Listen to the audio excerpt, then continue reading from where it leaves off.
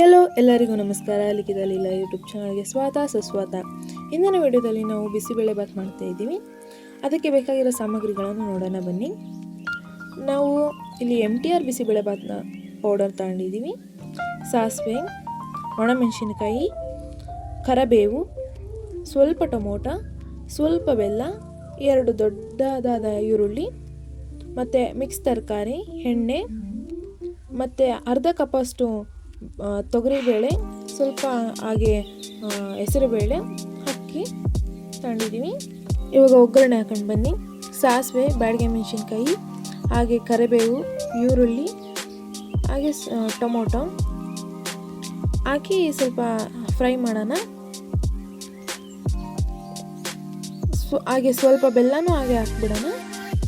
ನಾವು ಕುಕ್ಕರಲ್ಲಿ ಮಾಡ್ತಿರೋದ್ರಿಂದ ನಮಗಿನ್ನ ಬೇಗ ಆಗುತ್ತೆ ಬಿಸಿಬೇಳೆ ಬಾತ್. ಬನ್ನಿ ನೋಡೋಣ. ಹಾಗೆ ನಾನು ಸ್ವಲ್ಪ ತರಕಾರಿನೂ ಹಾಕಿದ್ದೀನಿ. ಇವಾಗ ಅದನ್ನು ಕ್ಲೀನಾಗಿ ಮಿಕ್ಸ್ ಮಾಡ್ಕೊಂಡಿದ್ದೀನಿ. ಮತ್ತು ಅಕ್ಕಿ ಬೇಳೆ ಎಲ್ಲದನ್ನು ಕ್ಲೀನಾಗಿ ತೊಳ್ಕೊಂಡು ಅದನ್ನು ಹಾಕಿದ್ದೀನಿ. ಮತ್ತು ಬಿಸಿಬೇಳೆ ಬಾತ್ ಸ್ವಲ್ಪ ಖಾರದ ಪುಡಿ, ಉಪ್ಪು ಎಲ್ಲ ಹಾಕಿದ್ದೀನಿ. ಇವಾಗ 2 ದೊಡ್ಡ ಲೋಟದಷ್ಟು ನೀರು ಹಾಕಿದ್ದೀನಿ. ಕ್ಲೀನಾಗಿ ಮಿಕ್ಸ್ ಮಾಡಿ ಈ ಥರ ಮಾಡೋದ್ರಿಂದ ಇನ್ನೂ ಬಿಸಿಬೇಳೆ ಬಾತ್ ಚೆನ್ನಾಗಿರುತ್ತೆ. ನೀವು ಇದೇ ಥರ ಟ್ರೈ ಮಾಡಿ ಮನೇಲಿ ಕಮೆಂಟ್ ಮಾಡಿ. ಇವಾಗ ಕುಕ್ಕರ್ ಲಿಡ್ನ ಕ್ಲೋಸ್ ಮಾಡಿದ್ದೀವಿ. 20 ನಿಮಿಷ ಅಷ್ಟು ನಾವು ಬೇಯಿಸ್ಕೊಂಡಾದ್ಮೇಲೆ ಇವಾಗ ಓಪನ್ ಮಾಡಿದ್ದೀವಿ ಲಿಡ್ನ. ಇವಾಗ ಕ್ಲೀನಾಗಿ ಮಿಕ್ಸ್ ಮಾಡ್ಕೋಬೇಕು, ಯಾಕೆಂದರೆ ಎಲ್ಲ ತರಕಾರಿ ಮೇಲೆ ಬಂದಿರುತ್ತಲ್ವಾ. ಕ್ಲೀನಾಗಿ ಮಿಕ್ಸ್ ಮಾಡ್ಕೊತಾ ಇದ್ದೀವಿ.